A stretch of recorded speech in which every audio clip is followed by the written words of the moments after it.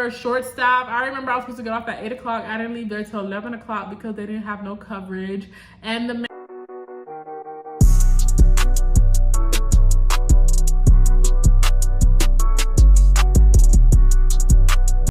Hey guys, it's Noreen. So I just want to talk about why I left ICU. So my last 2 ICU contracts during the pandemic were just awful. Like, they treated me terribly. Like, I remember they were telling me to work all these holidays and things like that, like New Year's. No, it was like Christmas Eve, Christmas Day, New Year's Eve, New Year's Day. That was just not happening. So that contract ended up getting canceled. Then I took another contract. That facility was super trash.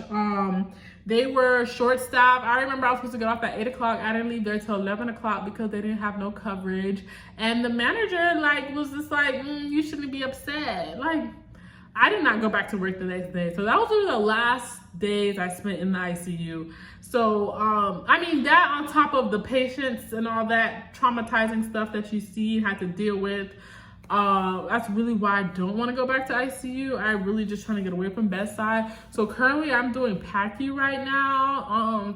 Which PACU is great. It's definitely better. You have some downtime. Well, sometimes you have downtime. You don't always have downtime. Granted, it could be busy, but I mean, you get these patients in and out, you're recovering them, you're sending them up to the floor, room, home, wherever. So PACU is definitely like a breath of fresh air. So for my nurses that are just like over ICU, I would definitely recommend you try to get into a PACU. And usually PACU, they want critical care nurses.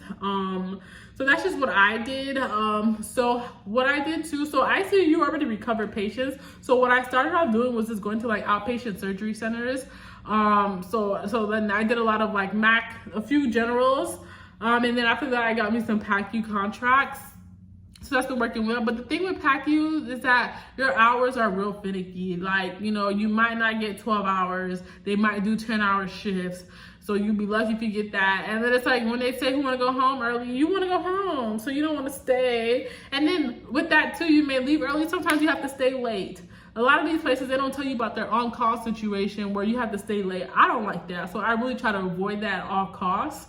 But if you want to stay late, by all means, that's fine. But I just like to know I'm going in at this time, I'm leaving at this time, which is why I like ICU, because I know I'm starting at 7, I'm leaving at 7. Someone's coming in to relieve me. So if you can find a PACU where you can get someone to relieve you, that would be great, okay?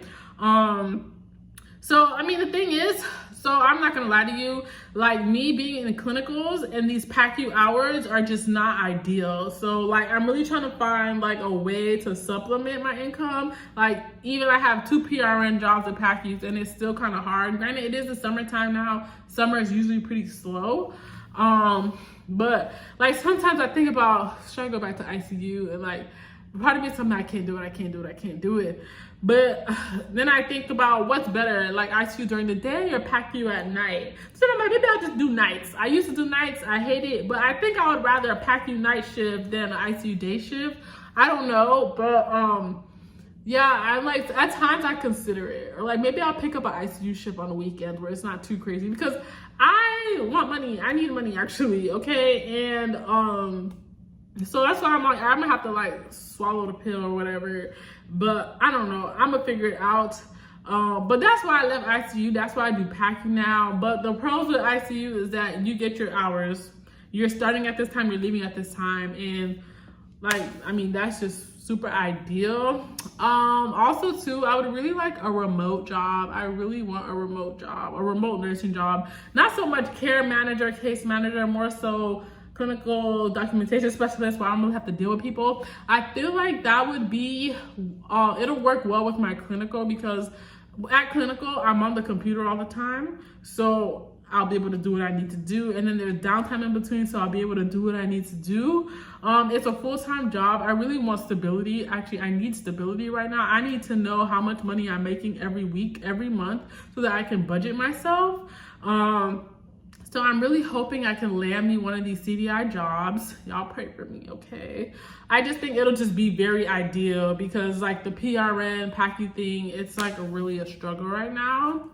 But yeah, so that's it. I just want to share why I left ICU. I am traumatized from COVID. I am traumatized from those last ICU contracts. I'm hoping like maybe it's not too bad now. I don't know. I did ICU for 7 years, so I don't know, but we'll see. Thank you guys for watching. If you found this video helpful, make sure you subscribe. Let me know if you guys have any questions or if you want me to talk about anything. I have been a nurse for 7 years, so I do have a lot of seasons under my belt.